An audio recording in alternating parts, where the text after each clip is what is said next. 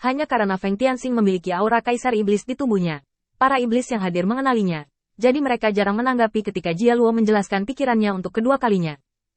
Tetapi jika mereka ingin tahu tentang kaisar iblis dan pengaturan apa yang ditinggalkan oleh kaisar iblis, cara terbaik adalah menemukan Feng Tianxing. Sekarang Feng Tianxing ada di tangan Jia Luo, dan sebelum itu, Jia Luo hampir menuliskan ketidakpuasannya di wajahnya. Setan-setan ini langsung bereaksi. Jika mereka tidak menanggapi secara positif lagi, Jia Luo mungkin akan memotong Feng Tianxing. Ngomong-ngomong, untuk melayaninya. Tapi pada akhirnya, apa yang bisa dilakukan Jia Luo? Itulah mengapa peristiwa besar ini terjadi. Jia Luo tidak peduli. Yang dia inginkan hanyalah mempromosikan manfaat yang bisa dia berikan. Tidak peduli apa yang mereka pikirkan. Dan avatar Feng Tianxing mengendalikan tubuh ilahi Leiting. Di sini diam-diam di depan bocah yang berperilaku baik dan patuh. Hanya saja kesadaran tubuh utama sudah ada di klon manusia, menyelinap jauh-jauh ke kediaman Jia Luo. Setelah beberapa hari ini, Feng Tianxing dapat dengan jelas merasakan bahwa Jia Luo tidak secara ketat menjaga esensi ginseng berusia 500.000 tahun, tetapi sebaliknya agak longgar. Misalnya, di pintu ini, meskipun ada 2 prajurit iblis yang berdiri, ada 4 penjaga iblis di belakang pintu masuk. Jika Anda masuk dari pintu masuk utama, selama Anda tidak mengganggu ke-6 iblis tersebut, Anda tidak perlu panik. Meskipun ada banyak mayat iblis yang tergantung di luar, ini tidak akan mempengaruhi pendapat Feng Tianxing.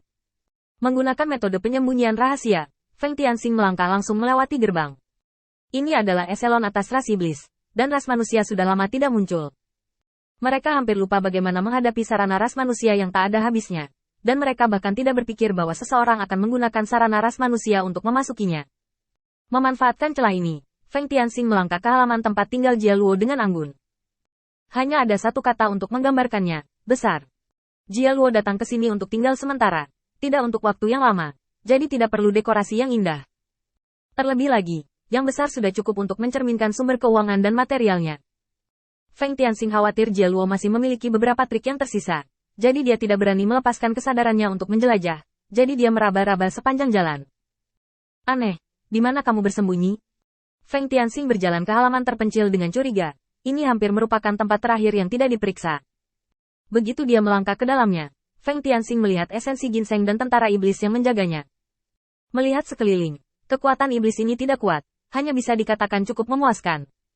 Anda dapat menyelesaikan 2 dengan menyerang diri sendiri secara diam-diam, dan 2 sisanya dapat dibunuh hampir secara instan.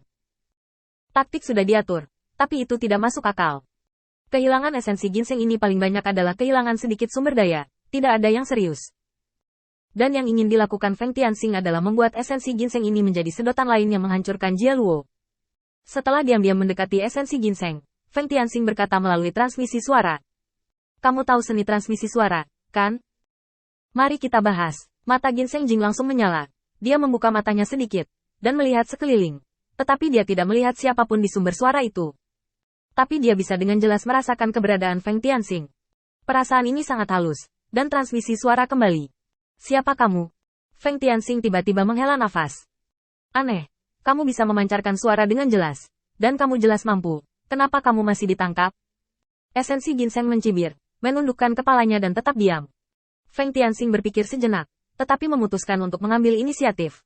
Aku ingin memberimu kesempatan. Kamu tidak ingin dimurnikan oleh Jia Luo, bukan? Terlalu sia-sia kehilangan 1/2 juta tahun kultivasi. Dengan cara ini, tolonglah aku.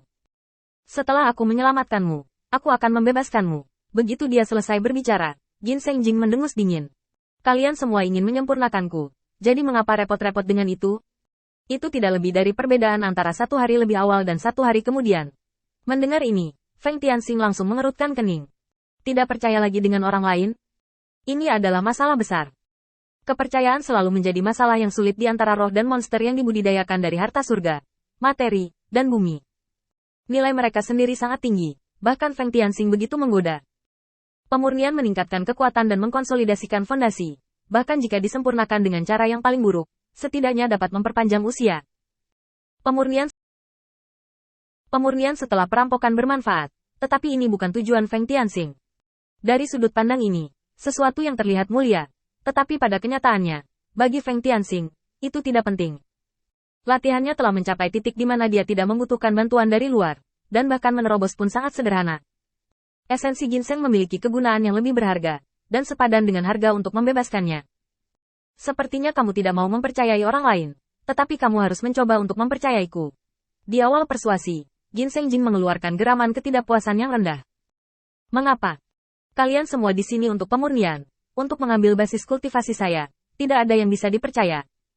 Semua kerabat, teman, dan orang yang dicintai adalah pembohong. Feng Tianxing membiarkan esensi ginseng menjadi liar dalam transmisi suara, dan setelah dia melampiaskannya, dia berkata dengan lembut. Seharusnya tidak ada yang bisa mendekatimu akhir-akhir ini, kan? Aku harus menjadi salah satu dari sedikit orang yang bisa dekat denganmu. Aku akan membawamu keluar, dan kamu akan memalsukan adegan untukku di mana kamu layu begitu saja.